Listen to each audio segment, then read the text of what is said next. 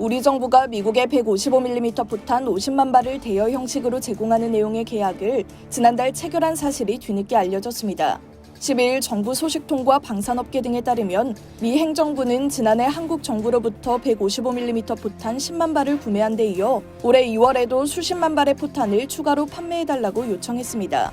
이에 정부는 미국에 50만 발을 대여해주는 방식으로 미국 정부와 합의했습니다. 이는 미국 측이 현재 러시아와 전쟁 중인 우크라이나군에 155mm 포탄을 지원하면서 자국 비축분이 부족해진 데 따른 건데요. 미국 측은 작년 안에 약 100만 발의 155mm 포탄을 우크라이나군에 지원한 것으로 알려졌습니다. 블라디미르 푸틴 러시아 대통령은 지난해 10월 한 포럼에서 우린 한국이 우크라이나에 무기와 탄약을 공급하기로 결정한 사실을 안다며 한국이 우크라이나에 군사적 지원을 할 경우 러시아와의 관계가 파탄날 것이라고 경고한 적이 있습니다. 이에 우리 정부는 지난해 미국에 155mm 포탄 10만 발을 수출하면서 최종 사용자를 미국으로 한다는 단서 조항을 달았습니다. 이번 대여 방식도 이와 유사한데요. 미국 정부는 50만 발을 곧바로 우크라이나로 보내는 것이 아니라 일단 미군 비축분으로 채워 넣은 뒤 미군의 기존 포탄을 우크라이나에 지원할 방침인 것으로 알려졌습니다.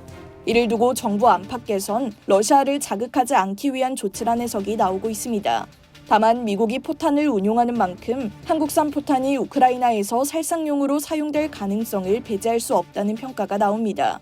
정부와 방산업체가 포탄 50만 발을 대여하기로 한 것은 우크라이나의 살상 무기를 직접 지원하지 않는다는 원칙을 유지하면서도 미국의 거듭된 지원 요청을 무시하기 힘든 상황을 고려한 절충안으로 풀이됩니다. 진위 논란이 있지만 최근 유출된 우크라이나 전쟁과 관련한 미국 정부의 100여 쪽가량의 기밀 문건에는 우리 정부가 미국의 포탄 수출 요청에 고심한 흔적이 담겨 있습니다. 김성한 전 대통령실 국가안보실장과 이문희 전 외교비서관이 3월 초 나눈 대화 내용으로 미국의 포탄 제공 요청에 응하면 미국이 최종 사용자가 되지 않아 살상무기 지원 불가 원칙을 어길 수 있다는 취지의 우려가 나왔다고 외신은 보도했습니다.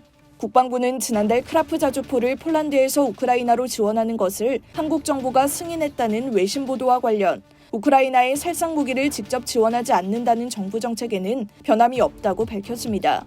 이어 크라프 자주포는 한국, 영국, 독일 등의 지원을 받아 폴란드에서 생산된 폴란드의 자주포라며 한국이 지원한 부분은 전체 자주포의 일부분이며 한국산 무기 체계가 우크라이나로 이전된 것은 아니다라고 설명했습니다. 군 당국은 이번 보도에 대해 한미 정부는 우크라이나의 자유수호를 위한 지원 방안에 대해 협의해오고 있다면서도 구체적인 협의 내용은 확인해 줄 수 없다고 즉답을 피했습니다. 이상 K디펜스였습니다.